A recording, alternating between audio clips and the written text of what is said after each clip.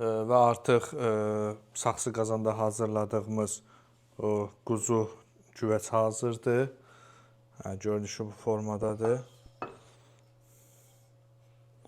Çox gözəl, yəni bişib, dadı da çox gözəldir. Mən sadəcə YouTube-da baxdığım videolarda türklər daha çox istiotdan istifadə edirdilər.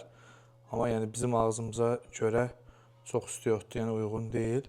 Ona görə də elə acı biber istifadə edəcəksinizsə, yaxşı olar ki, 2 dənəsini yox, maksimum bir dənəsini və ya birinin yarısını istifadə edəsiniz və içinə ədviyyat vırdığınız zaman da qara istiotdan ümumiyyətlə istifadə etməyin. Çünki bibərin özü istiotluluq verəcək.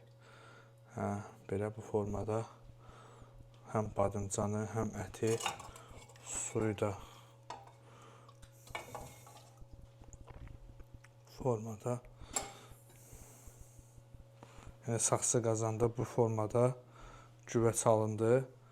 Siz də əgər bu qazandan əldə etmək istəyirsinizsə, mağazamızda satışda var. Bu dərin formalıdır. Bunda xaçlama, piti, bu cür sulu yeməklər hazırlaya bilərsiniz. Bunun yastıq formalısı da var ki, hansı ki onda yarpaq dolması, kələm dolması, aş dəmləmək olur.